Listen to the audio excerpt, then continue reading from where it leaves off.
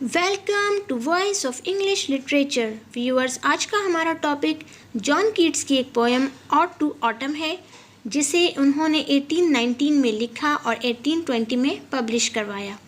इस पोएम में उन्होंने ऑटम सीज़न यानी कि ख़िज़ां या पतझड़ के सीज़न की तारीफ़ की है। मोस्टली पोइट्स जो हैं वो स्प्रिंग सीज़न यानी बहार के सीज़न की तारीफ़ करते हैं, लेकिन जॉन कीट्स ने ऑटम सीज़न की तारीफ़ की है, जिसमें इनका मकसद यही है कि हर सीज़न की अपनी एक ब्यूटी होती है। जिस तरह स्प्रिंग सीज़न की अपनी ब्यूटी है, इसी तरह ऑटम सीज़न की भी अपनी ब्यूटी है, और इस ब्यूटी को उन्होंने 3 स्टैंजाज में बहुत ही अच्छी तरह डिस्क्राइब किया है। तो हम 1 बाय 1 स्टैंजाज क्लियर करते हैं। First stanza, season off mist and मेलो फ्रूटफुलनेस। मिस्ट यानी धुंध, कि ये जो सीज़न है ऑटम का, ये धुंध वाला सीज़न है। और मेलो का मतलब पका हुआ, मतलब पके हुए फलों का सीज़न है ये। Close bosom friend of the maturing sun. Bosom friend का मतलब होता है बेस्ट फ्रेंड।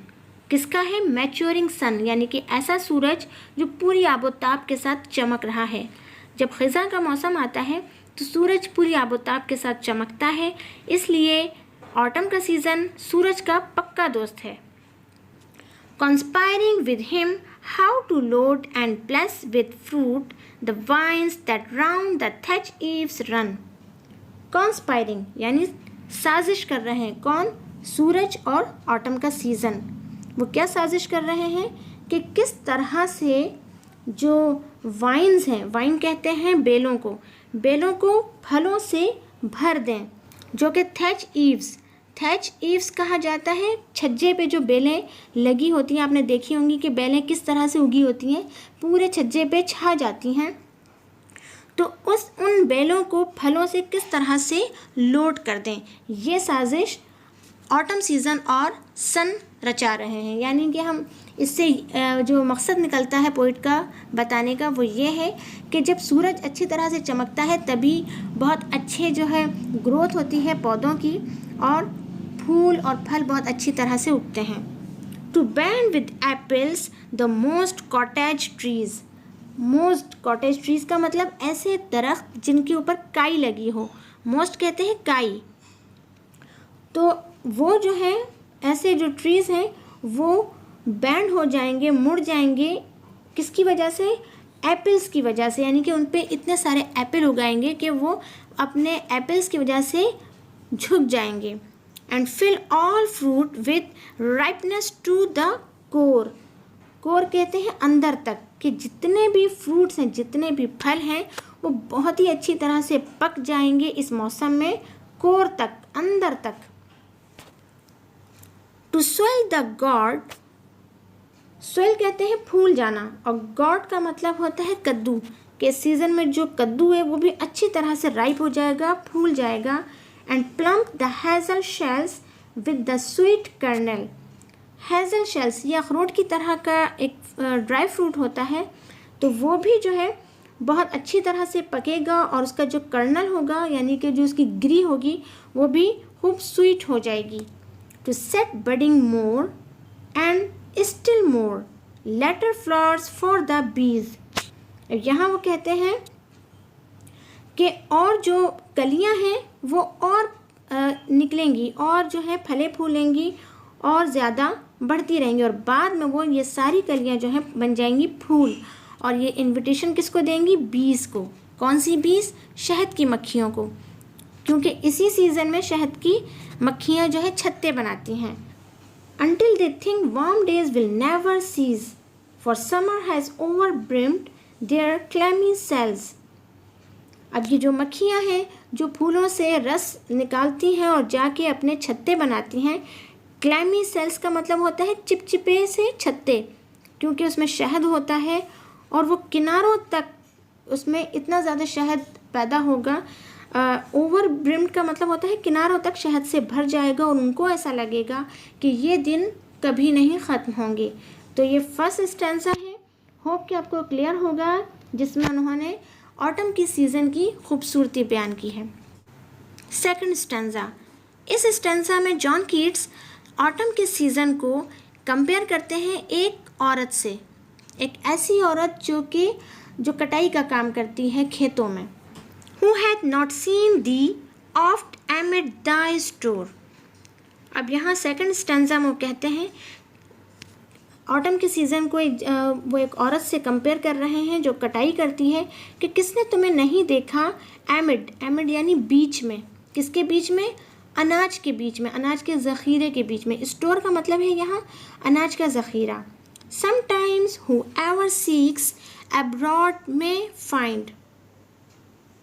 और कभी कभार जो है तुम कहाँ पे नज़र आती हो? यहाँ एब्रॉड का मतलब होता है जो कंट्री यार्ड होता है, जो सिटी से थोड़ा दूर एरिया, तुम वहाँ नज़र आती हो। क्यों? क्योंकि वह कटाई करने वाली औरत है।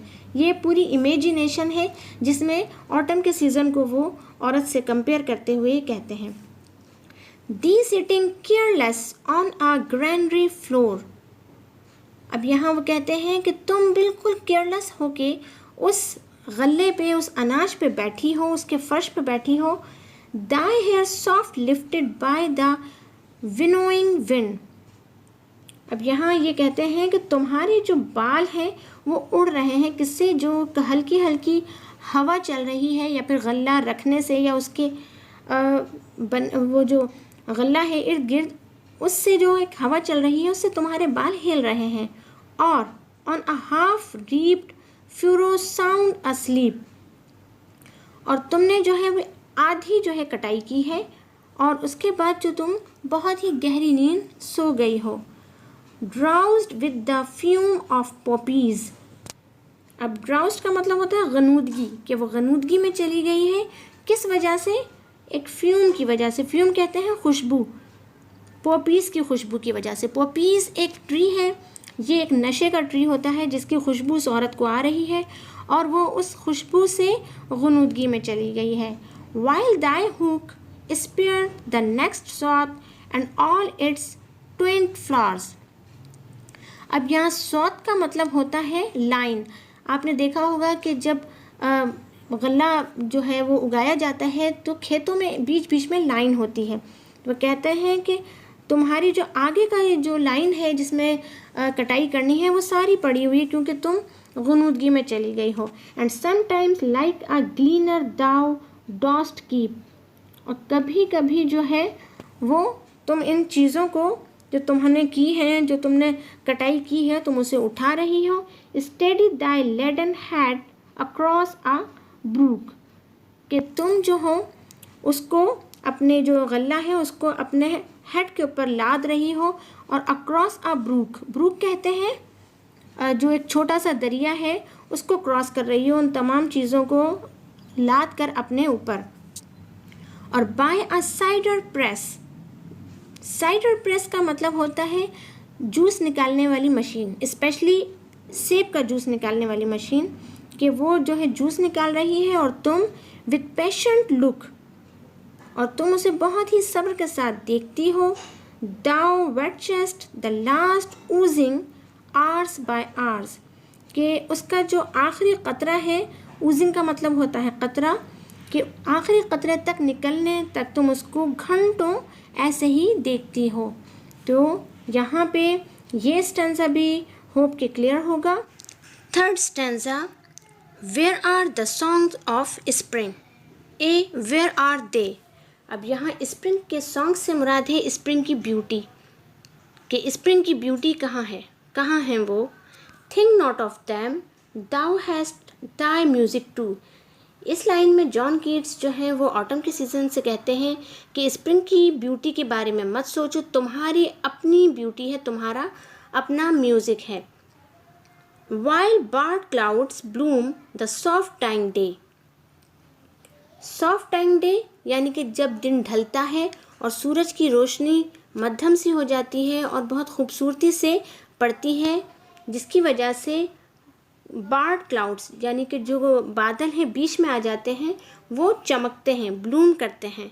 And touch the stubble plains with rosy hue.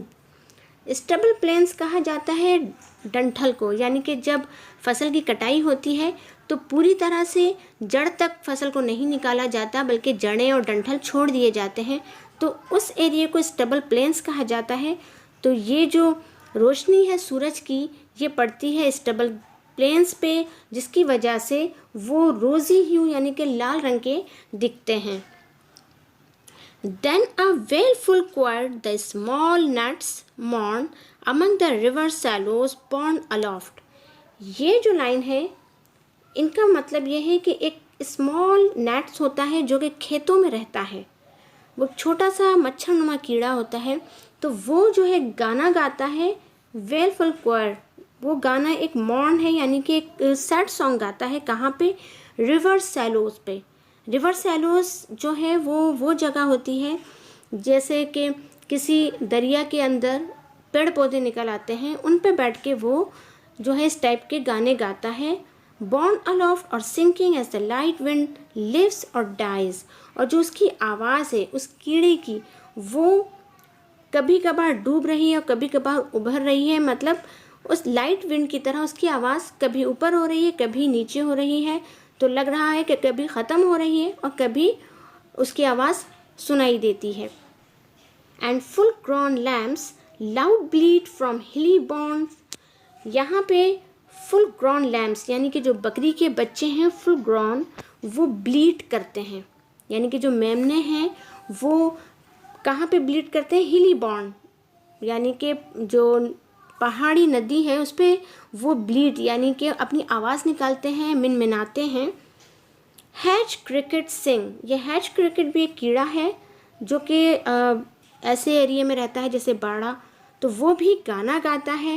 And now with treble soft the red breast whistles from a garden croft and gathering swallows twitter in the skies.